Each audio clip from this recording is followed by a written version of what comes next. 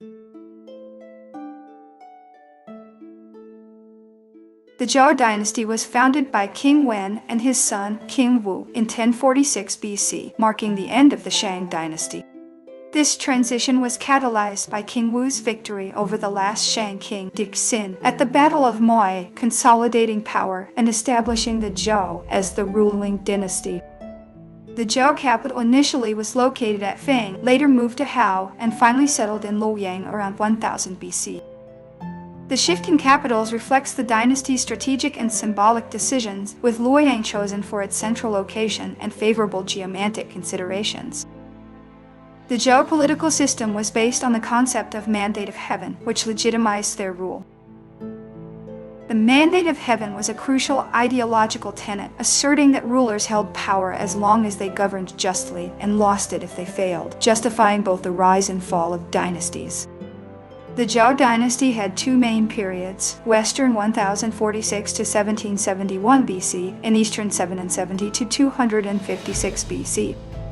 This division marks distinct phases in the dynasty's history, with the Western period characterized by stability and the Eastern marked by fragmentation and power struggles among feudal states. The Western Zhou was characterized by a centralized government, strong military, and cultural achievements. Notably, the establishment of a feudal system where regional lords were given land in exchange for loyalty and military service contributed to the centralized authority. The Eastern Zhou period saw the decline of the central authority and rise of powerful feudal states. This decline was exacerbated by external threats and internal strife, leading to the fragmentation of the Zhou realm into numerous independent states. During the Western Zhou, the Zhou kings were considered divine rulers with a sacred responsibility to uphold moral values. This divine legitimacy was believed to be essential for maintaining social harmony and just governance, reinforcing the importance of virtue in rulership. The Confucian classics Analects and Mencius were written during the Eastern Zhou period.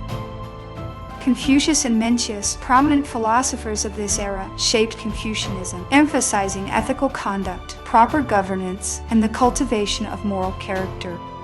The Zhou dynasty developed a sophisticated bureaucratic system, including 9 ministries and 105 departments. This administrative structure was instrumental in governing the vast territory efficiently, managing affairs ranging from finance to agriculture, and ensuring coordination among different regions. The Zhou court adopted the Rites of Zhou as its official manual, which prescribed rules for proper behavior and etiquette. This ceremonial code aimed to instill a sense of propriety and decorum, reinforcing the moral and social fabric of the Zhou society. The Zhou dynasty had a complex calendar system with 24 solar terms that divided the year into seasons and festivals. This calendar, known as the Xia calendar, played a vital role in agricultural planning and religious ceremonies, aligning activities with the changing seasons and celestial events. Zhou bronze artisans created intricate vessels for religious rituals, known as Ding and Hu, which are now considered masterpieces of ancient Chinese art. These ritual bronze vessels were adorned with intricate designs and inscriptions, serving not only functional purposes, but also symbolizing the religious and cultural sophistication of the Zhou dynasty. The Zhou introduced the concept of yin-yang, 5 elements: wood, fire, earth, metal, water, to explain natural phenomena. This cosmological framework aimed to understand the balance and interactions within the natural world, influencing various aspects of Chinese thought, from philosophy to medicine. The Zhou dynasty developed a system of 4 treasures of the study, consisting of inkstone, brush, paper, and writing tablet. This set of writing tools became symbolic of scholarly pursuits and artistic expression, fostering the development of calligraphy and literature during the Zhou period. The Zhou invented and improved agricultural techniques such as irrigation systems, crop rotation, and fertilizers. These innovations boosted agricultural productivity, contributing to economic prosperity and the sustenance of a growing population during the Zhou dynasty. During the Eastern Zhou period, the philosophies of Confucianism, Taoism, and legalism emerged and shaped Chinese thought. The intellectual ferment of this era led to the formulation of diverse philosophical schools, each offering distinct perspectives on governance, ethics, and the nature of existence. The Zhou Dynasty was famous for its literary achievements, including poems collected in Shi Jing Book of Poetry, the oldest Chinese poetry anthology. Shi Jing not only preserved ancient poetic traditions but also provided insights into the societal norms, values, and emotions of the time. The Zhou dynasty's diplomatic relations extended to Central Asia, India, and Korea. This engagement showcased the political influence and cultural exchange facilitated by the Zhou dynasty, contributing to the broader network of interactions across Asia. Zhou kings maintained diplomacy through marriage alliances with neighboring states and tribes. These strategic unions helped forge alliances, secure borders, and maintain stability, reflecting the Zhou's diplomatic acumen. The Zhou dynasty had a vast and sophisticated road network known as Dacheng, which connected major cities and facilitated trade and communication. The Dacheng road system exemplified the dynasty's commitment to infrastructure development, fostering economic growth and cultural exchange. Zhou officials oversaw the construction of monumental tombs for deceased kings, known as Liangmiao or Lingmiao, which contained valuable artifacts and treasure. These tombs reflected not only the belief in an afterlife, but also served as a testament to the wealth, power, and cultural achievements of the Zhou rulers. The Zhou dynasty developed the concept of guoqi, statecraft, to describe diplomacy, military strategy, and governance. Guoqi encapsulated the holistic approach the Zhou took in managing the state's affairs, integrating diplomatic finesse, military prowess, and effective governance. The Zhou dynasty had a complex system of weights and measures known as shi, li, and qian. This standardized system facilitated trade and commerce, ensuring fair transactions and contributing to economic stability. During the Eastern Zhou, feudal states competed for power and influence, leading to the Warring States period 475 to 221 BC. The power struggles among these states marked a turbulent era, eventually culminating in the unification of China under the Qin dynasty. The Zhou dynasty developed a sophisticated system of divination called Yijing, Book of Changes, which used combinations of lines to interpret events and make decisions. Yijing played a crucial role in decision-making, with rulers and officials consulting it for guidance on various matters, from governance to warfare. The Zhou dynasty produced numerous scholars, such as Confucius, Mencius, Mozi, and Sun Tzu, who contributed significantly to Chinese philosophy. These influential thinkers laid the foundation for enduring philosophical traditions, shaping the intellectual landscape of China for centuries. The Zhou dynasty had a hierarchical social structure consisting of aristocracy, gentry, peasants, and slaves. This social hierarchy was characterized by distinct roles and responsibilities, reflecting the feudal structure that defined Zhou society.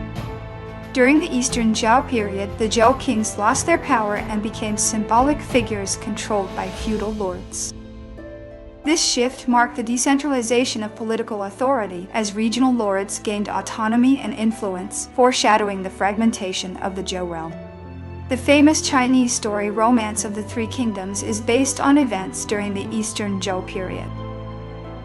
This epic novel vividly captures the complexities of the time, depicting the power struggles and alliances that defined the later stages of the Eastern Zhou period. The Zhou dynasty developed a complex legal system called Shangshu, which included codes, regulations, and case studies. Shangshu provided a comprehensive legal framework addressing matters of governance, justice, and ethics, contributing to the stability of Zhou society. The Zhou dynasty had a highly skilled military force called Dao or Tao, which consisted of infantry, cavalry, and archers. The military prowess of the Dao ensured the defense of the Zhou realm and the stability of the dynasty amid external threats. The Zhou dynasty had a sophisticated astronomical system that included observatories such as the Xiaoyang Observatory and Jixian Observatory.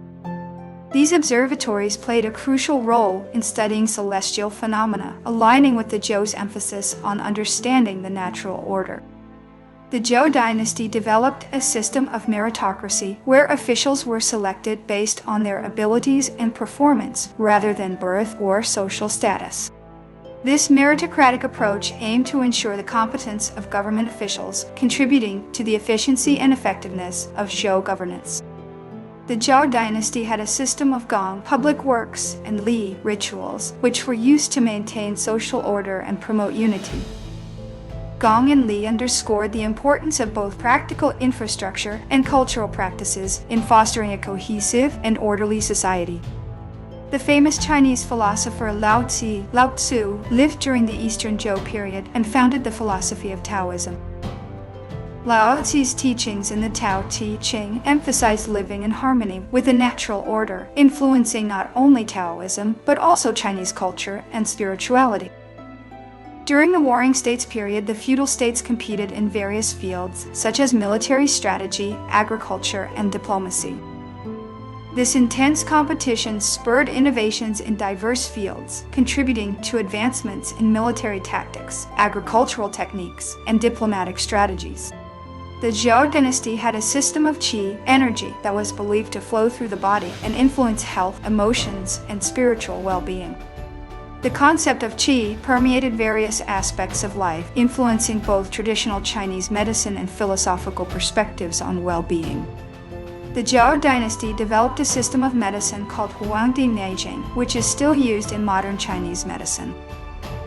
Huangdi Neijing laid the foundation for traditional Chinese medicine, incorporating principles of balance and harmony in treating ailments and promoting health. The Zhou Dynasty had a highly developed system of water management, including irrigation systems and flood control measures. These advanced water management systems mitigated the impact of floods and ensured a stable water supply for agriculture, contributing to economic prosperity. The famous Chinese philosopher Xunzi lived during the Warring States period and contributed to Confucian thought. Xunzi's emphasis on education, ritual, and ethical conduct added depth to Confucian philosophy, influencing subsequent generations of Confucian scholars. The Zhou Dynasty developed a system of education called Zhujian, 9 classics, which consisted of Confucian, Taoist, and legalist texts. Zhujian represented a comprehensive educational curriculum encompassing diverse philosophical perspectives and shaping the intellectual landscape of the time. During the Eastern Zhou period, the feudal states competed to sponsor various scholars and philosophers, leading to a flourishing of ideas and intellectual debate.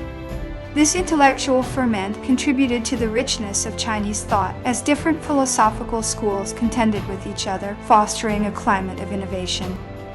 The Zhou Dynasty had a system of guoli, state laws, that governed various aspects of society, including property rights, inheritance, and criminal justice. Guoli provided a legal framework, ensuring the fair and just governance of the Zhou state and addressing issues related to property, inheritance, and criminal conduct. The famous Chinese military strategist Sun Tzu wrote The Art of War during the Eastern Zhou period, which has influenced modern military and business strategy. Sun Tzu's timeless principles of strategy and tactics have transcended historical contexts, shaping military and business thinking across cultures for centuries. The Zhou Dynasty had a system of feng sheng, defensive strategies, to protect their borders from invasions and maintain peace with neighboring states. The emphasis on defensive strategies reflected the Zhou's commitment to maintaining territorial integrity and diplomatic stability. During the Eastern Zhou period, the feudal states competed in constructing grand tombs to demonstrate their wealth and power. Lavish tombs served as tangible expressions of the wealth and prestige of feudal lords, showcasing the competitive nature of the Eastern Zhou aristocracy. The famous Chinese poet Qu Yuan lived during the Warring States period and is remembered for his patriotic poems, including Lisa, the Lament of Li Xiao. Qu Yuan's poems expressed both personal and patriotic sentiments, capturing the tumultuous emotions of the Warring States period. The Zhou Dynasty had a system of Fu Yuan, music and dance, that played an important role in religious ceremonies, court entertainment, and social events. Fuyuan underscored the significance of music and dance in religious and courtly contexts, contributing to the cultural richness of the Zhou dynasty. The Eastern Zhou period saw the rise of various philosophical schools, such as Mohism, Confucianism, Taoism, and legalism, which influenced Chinese thought and culture. The diverse philosophical landscape of the Eastern Zhou period laid the groundwork for the multifaceted intellectual traditions that would shape Chinese culture for centuries. The Zhou dynasty eventually fell to the Qin dynasty in 221 BC, ending over 800 years of rule and marking the beginning of a new era in Chinese history. The fall of the Zhou marked a significant turning point, leading to the establishment of the Qin dynasty and the onset of the imperial era in China.